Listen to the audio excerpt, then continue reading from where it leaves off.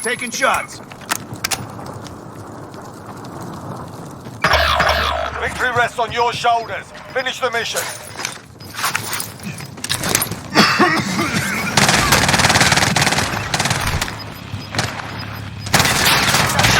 Get to the new cluster. He'll stand. Gas is closing in. That's a win. Proper job.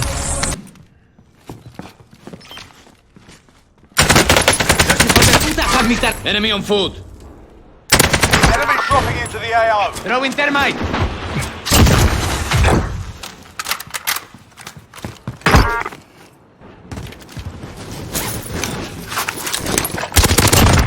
Body drop.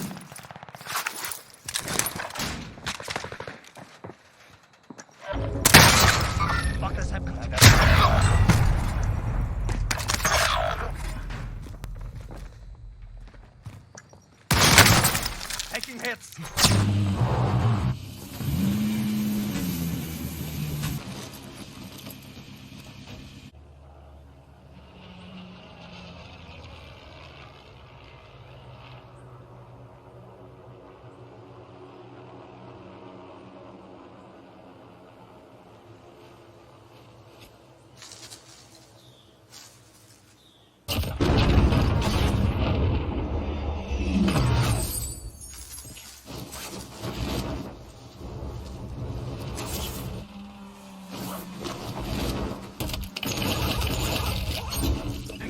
Relocating the safe zone.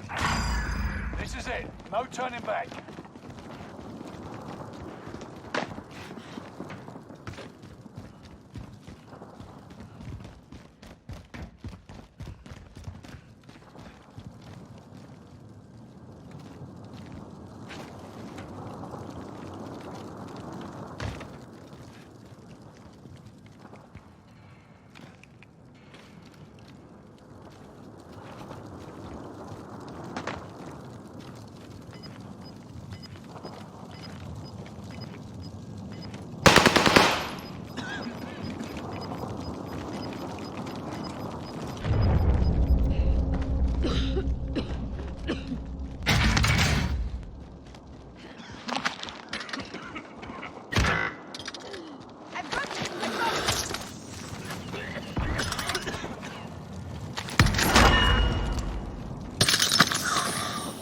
Excellent work.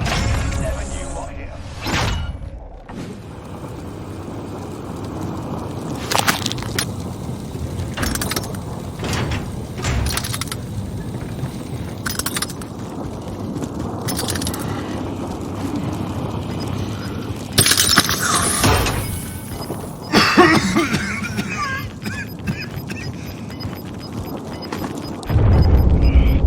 Gas inbound. Mark. Good job. Let's go. It's a long way to the safe zone.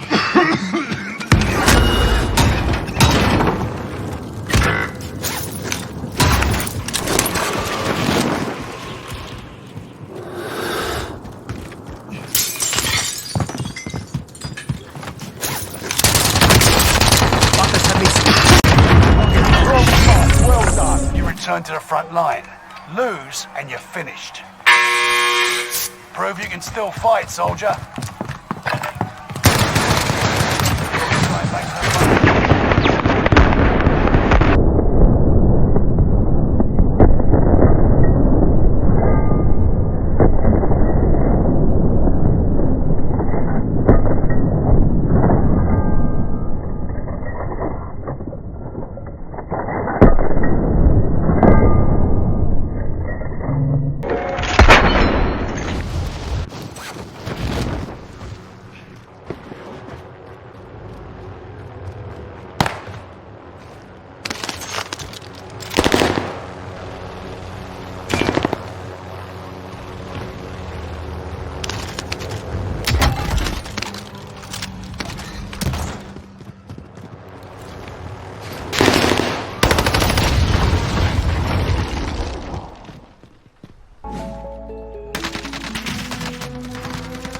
So the general idea behind recoil control is that I need to move my aiming device in the exact opposite direction as the recoil pattern and at the correct movement rate.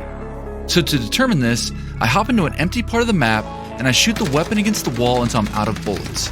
I do not adjust for any recoil at all. I then analyze the bullet holes to look for patterns.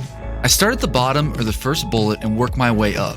The pattern tells me the direction I need to move my input device over time, and the distance between bullets tells me how far I need to move it. Typically, more distance between bullets means there's more recoil. Now what I think can be kind of tricky for a lot of people is that the horizontal and vertical recoil patterns often don't stay constant over time as you fire your weapon, especially when you don't have the option to add recoil reducing attachments like on ground loot guns. This means you have to make constant micro adjustments to your aim to compensate for the recoil, and is also why guns like the Kilo are popular to use because the recoil pattern is very simple. So the key to more advanced recoil control is to identify the changes in the bullet hole patterns and connect them to time. And to do that, you need to start counting as you practice your recoil.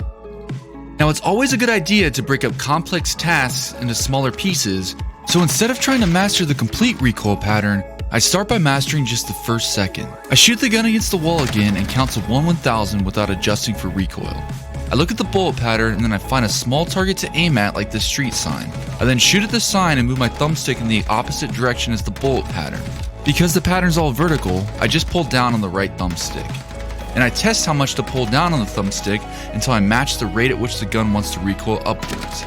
I keep moving further backwards to make it more difficult, and I repeat until I feel like I've mastered the first second.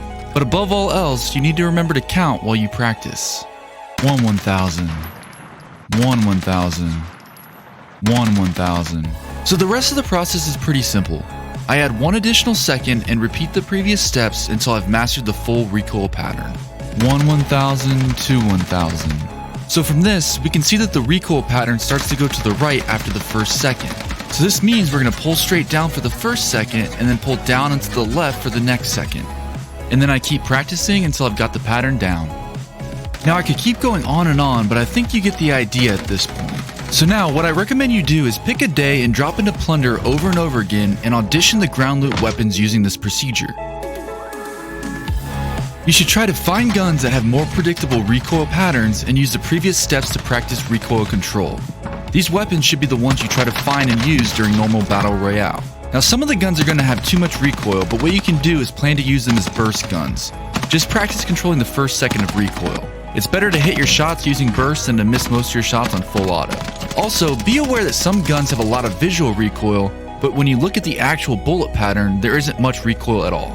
And because there are so many guns, I recommend taking notes that you can refer back to over time. So that's my procedure for learning recoil control, but if you're still having trouble, there may be one last thing to consider.